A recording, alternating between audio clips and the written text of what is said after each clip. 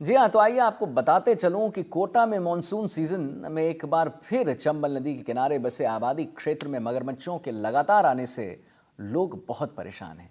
मंगलवार को दो अलग अलग क्षेत्र में मगरमच्छों ने दस्तक देकर दहशत फैला दी। पहला मामला जो है वो कैथून के पास गलाना में हुआ, जहां एक किसान के खेत में मगरमच्छ आने से दहशत फैल गई, जिसके बाद वन विभाग की टीम ने मौके पर पहुंचकर मगरमच्छ को रेस्क्यू कर लिया। वहीं दूसरा मामला जो है वो 12 रोड पर स्थित मोरपा गांव का है, जहां भारी भरकम मगरमच्छ ने एक टपरी में डेरा जमा लिया था और करीब 12 फीट लंबे और 150 किलो वजन वाले मगरमच्छ को देखकर लोगों में हड़कंप मच गया। सूचना मिलने पर वन विभाग के करीब एक दर्जन सदस्यों की टीम ने मौके पर पहुंचकर कड़ी मशक्कत के बाद भारी भरकम मगरमच्छ का रेस्क्यू किया और मगरमच्छ बांध में रिलीज किया। वनकर्मी वीरेंद्र सिंह ने बताया कि हर साल की तरह इस साल भी मॉनसून सीजन में लगातार आबादी क्षेत्र में मगरमच्छों की दस्तक देखी जाती है और अप्रैल माह से अब तक करीब 35 से 40 मगरमच्छ रिहायशी इलाकों में गए हैं, जिनका रेस्क्यू कर लिया गया।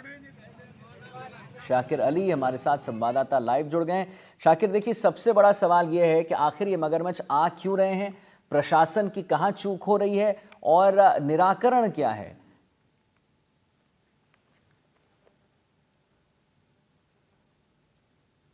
जी देखिए, यहाँ पर जो एक चंद्रलोही नदी है वो उसमें से ये मगरमच्छ आ रहे हैं, वो मगरमच्छों की शरण स्थली है।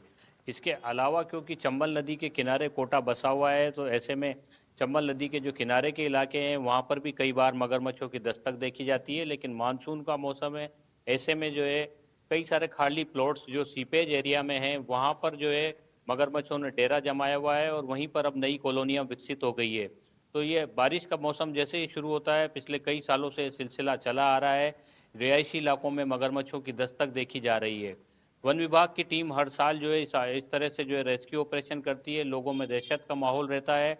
अब तक करीब 35 से 40 जो है मगरमच्छों का रेस्क्यू किया जा चुका है। अप्रैल महीने से ये इसको मगरमच्छों को पकड़ने या जिस तरह भी सूचना आती है जिस इलाके से भी, वहाँ के लिए टीमें रवाना होती है। और इस साल क्योंकि वन विभाग की टीम का भी कहना है कि इस साल ये तादाद ज़्यादा रहने वाली है।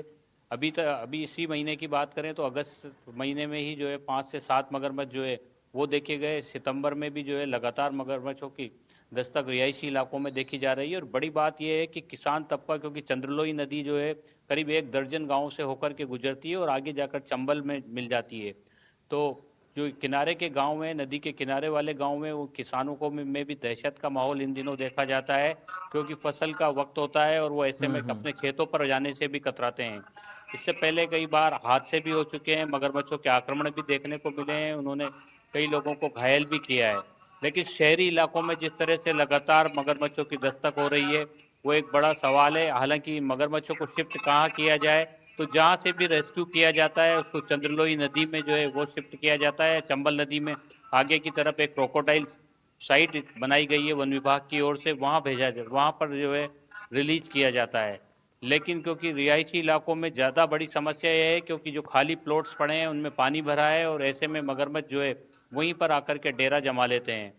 तो अब ये लगातार जिस तरह की समस्या सामने आ रही है, किसान भी जो है इन दिनों परेशान नज़र आ रहे हैं, क्योंकि जिस तरह नदी के किनारे जिनके खेत हैं वो तमाम किसान जो है एक साथ एकजुट होकर के खेतों पर जाते हैं, हाथों में डंडे लेकर के जाते हैं, ताकि मगरमच्छ अगर नज़र आ जाए तो उसको भगाया जा सके वापस से पानी में। और क्योंकि वन विभाग के पास कोई बड़ा प्लान नहीं है कि एक साथ कई सारे मगरमच्छों का रेस्क्यू कर उनको एक स्थान पर शिफ्ट किया जाए, क्योंकि तादाद मगरमच्छों की हज़ारों में बताई जाती है। और चंद्रलोई नदी जो है पिछले कई सालों से मगरमच्छों की शरण स्थली है और यहाँ पर इसकी तादाद में लगातार बढ़ोतरी होती चली जा रही है और शहर जो कि आगे की ओर बढ़ता जा रहा है, आबादी क्षेत्र लगातार बढ़ता जा रहा है। जी शाकिर, तो आबादी इनकी जो है बढ़ते जा रही है, लेकिन आपने बताया कि वन विभाग के पास कोई एक बड़ा प्लान नहीं है।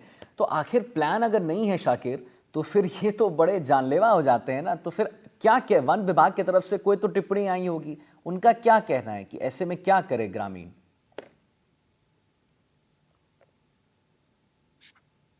ये देखिए, इसमें बचाव ही उपचार है। ग्रामीणों के लिए लगातार जो है वन विभाग की टीमें जो है रहने की बात कहती है। कई जगहों पर जहाँ पर मगरमच्छों का खतरा है वहाँ पर वन विभाग ने साइन चेतावनी बोर्ड भी लगाए हुए हैं। हम्म। जहाँ तक ग्रामीण इलाकों की बात है तो ग्रामीणों में ज़्यादातर किसानों को इस बात का आभास भी है कि उनके खेत के नज़दीक जो नदी बह रही है उसमें जो है मगरमच्छ कौन से महीनों में किन दिनों में ज़्यादातर जो है वो खेत के नज़दीक तक आ जाते हैं। लेकिन शहरी क्षेत्र में ये मगरमच्छ जो है चुनौती बन रहे हैं और जो शहर के लोग हैं उनमें दहशत का माहौल है। कई इलाके ऐसे हैं जहाँ पर जल भराव, खाली प्लॉट्स में जो जल भराव है उसकी वजह से वहाँ पर मगरमच्छों ने डेरा जमाया हुआ है। कभी भी किसी भी गली में रात के वक्त में मगरमच्छ जो है वो दाखिल हो जाता है। जब नज़र आता है तो वन विभाग को सूचना की जाती है और वन विभाग की टीम भी जो देसी जुगाड़ है उसी के दम पर जो है लगातार रेस्क्यू करती आ रही है। इस साल अब तक 35 से 40 जो है मगरमच्छों को पकड़ा जा चुका है, उनका रेस्क्यू किया जा चुका है और चंबल नदी में शिफ्ट किया जा चुका है। लेकिन ये सिलसिला, ये मगरमच्छों की तादाद कितनी है, क्योंकि जल भराव जब तक खाली प्लॉट्स में रहेगा, नहरी क्षेत्र में जो सीपेज होता है उसका ये जल भराव होता है।